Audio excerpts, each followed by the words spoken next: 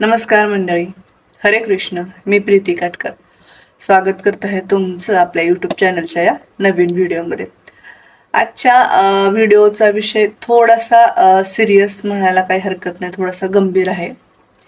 कारण का मागचे 8 ते 15 दिवस झालं जेव्हाही सोशल मीडिया उघडेल दर दोन दिवसाला कुणाच तरी स्टेटस असतं भावपूर्ण श्रद्धांजली. आणि ती आत्महत्या करणारी व्यक्ती असते एखादी तरुणी किंवा तरुण. आजकाल तरुणांच्या म्हणजे तरुण पिढीचं आत्महत्येचं प्रमाण खूप वाढलेलं आहे. त्याची कारणही प्रत्येकाची वेगवेगळी आहेत. कुणाचं ब्रेकअप झालेलं आहे, कोण नापास झालेलं आहे, कुणाचं आई वडिलांशी पटत नाही, किंवा कोण कोण विनाकारण नकारात्मक विचार करून आयुष्य संपवण्याचा निर्णय घेतात. आणि आयुष्य संपवलं, त्यांचं आयुष्य संपतं, पण त्यांच्या पाठीमागं त्यांच्यावर प्रेम करणाऱ्या व्यक्तीचं काय होतं हे त्यांना ते पाहायला ते नसतात. त्याच्यामुळे आत्महत्या करताना खरंच 100 वेळा विचार करायला पाहिजे की बाबा आपण आत्महत्या केली, आपलं आयुष्य संपतं, एवढं सुंदर आयुष्य आहे ते आपण सहजासहजी का संपवायचं. ते जगताना छान पद्धतीनं आनंदानं आपण जगू शकतो. प्रत्येकाच्या आयुष्यात टेन्शन असतं, चिंता असतात, काळजी असते. सगळ्यांच्या आयुष्यात काही ना काही काळजी असते. मग तो श्रीमंत असेल, गरीब असेल किंवा मध्यमवर्गीय असेल, सगळ्यांच्या आयुष्यात अडचणी असतात, फक्त त्या अडचणी वेगवेगळ्या असतात. आणि या सगळ्या विचारातून, या सगळ्यातून मला काही ओळी सुचल्या, त्या मी तुमच्यासोबत वाचून शेअर करते. तर बघा, कवितेचं शीर्षक आहे थांब आयुष्य अजून बाकी आहे. थांब आयुष्य अजून बाकी आहे. अरे थांब, इतक्यात हार मानू नकोस. थकलेत पाय म्हणून प्रवास थांबवू नकोस. अरे थांब, इतक्यात हार मानू नकोस. थकलेत पाय म्हणून प्रवास थांबवू नकोस. हे जग कालही तसंच होतं आणि आजही आहे तेच आहे. पण उद्याचा सूर्य पाहण्याआधीच डोळे मिटू नकोस. हे जग कालही तसंच होतं आणि आजही आहे तेच आहे, पण उद्याचा सूर्य पाहण्याआधी डोळे मिटू नकोस. कदाचित तुला वाटत असेल तुला कुणीच समजून घेत नाही. मनातल्या वादळांची चाहूल कुणालाच लागत नाही.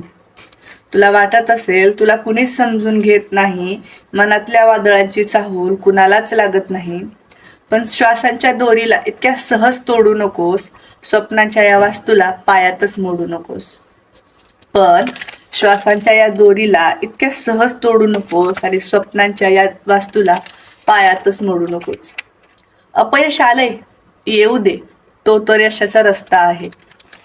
प्रेम तुटले, तुटू दे, तुटलेला धागा पुन्हा जोडणारा आहे. लोकांच्या टोमण्याने स्वतःला का जोगतोस? दुसऱ्यांच्या नजरेत स्वतःची किंमत का मोजतोस? अपयश आलंय, येऊ दे, तो तर यशाचा रस्ता आहे. प्रेम तुटलंय, तुटू दे, तुटलेला धागा पुन्हा जोडणारा आहे. लोकांच्या टोमण्याने स्वतःला का जोगतोस? दुसऱ्यांच्या नजरेतून स्वतःची किंमत का मोजतोस? हे बघ, तुझ्या एका निर्णयाने मागे काय उरणार? तुझ्या एका निर्णयाने मागे काय उरणार? आईच्या डोळ्यातील पाणी कधीच नाही सुकणार. बापाच्या थकलेल्या खांद्यावर दुःखाचा डोंगर येईल. तुझी छोटी बहीण कोणाच्या आधाराने जगेल? तुझं आयुष्य म्हणजे काय? फक्त एक निकाल, की कोणाचं तरी रिजेक्शन किंवा पैशाचा दुष्काळ? तुझं आयुष्य म्हणजे काय? फक्त एक निकाल, की कोणाचं तरी रिजेक्शन किंवा पैशाचा दुष्काळ?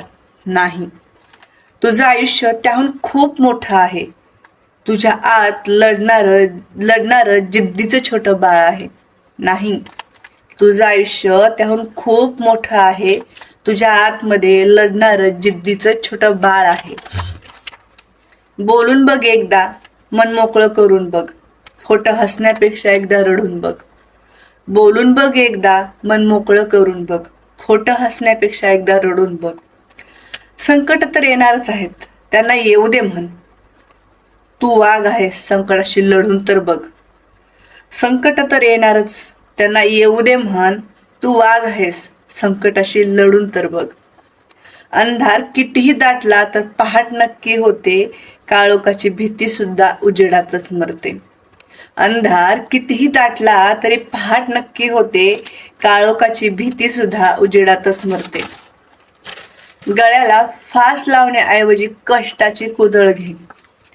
स्वतःला संपवण्याच्या ऐवजी या सुंदर जगण्याला मिठी मारून घे. गळ्याला फास लावण्याऐवजी कष्टाची कुदळ घे. स्वतःला संपवण्याऐवजी या सुंदर जगण्याला मिठी मारून घे. कारण तुझ्या जाण्याने प्रश्न संपणार नाहीत, तर ते वाढतील. पण तुझ्या असण्याने उद्याचे दिवस नक्कीच बदलतील. तुझ्या जाण्याने प्रश्न संपणार नाहीत, तर ते वाढतील. पण तुझ्या असण्याने उद्याचे दिवस नक्कीच बदलतील. थांब जरा, श्वास घे. आयुष्य अजून बाकी आहे. तुझ्या यशाची गोष्ट जगाला सांगणं अजून बाकी आहे. थांब जरा, श्वास घे. आयुष्य अजून बाकी आहे. तुझ्या यशाची गोष्ट जगाला सांगणं अजून बाकी आहे. तुझ्या यशाची गोष्ट जगाला सांगणं अजून बाकी आहे. आणि थांब, इतक्यात हार मानू नकोस. थकलेत पाय म्हणून प्रवास थांबवू नकोस. अरे थांब, इतक्यात हार मानू नकोस. थकलेत पाय म्हणून प्रवास थांबवू नकोस. तर मंडळी, ही कविता कशी वाटली हे कमेंटमध्ये नक्की सांगा. आणि प्लीज प्लीज प्लीज माझे तुम्हा सर्वांना हात जोडून विनंती आहे, आयुष्यात कितीही अडचणी येऊ द्या, कितीही संकट येऊ द्या, पण हे सुंदर आयुष्य संपवण्याचा कधीच विचार करू नका. हे आयुष्य एकदाच मिळतं. आपण आता तुम्ही कीर्तन ऐकत असाल तर त्याच्यामध्ये सांगितलेलं आहे की हा मानव देह आहे तो 84 लक्ष योनी पार करून आपल्याला मिळतो. एवढा काळ जो आपण मेहनत घेतलेली आहे हा मनुष्य जन्म प्राप्त करण्यासाठी, तो असाच वाया घालू नकोस.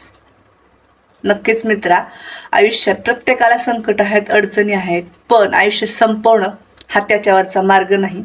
आयुष्य खूप सुंदर आहे. एकदा जगून बघ. संकट येतातच, फक्त लढून बघ.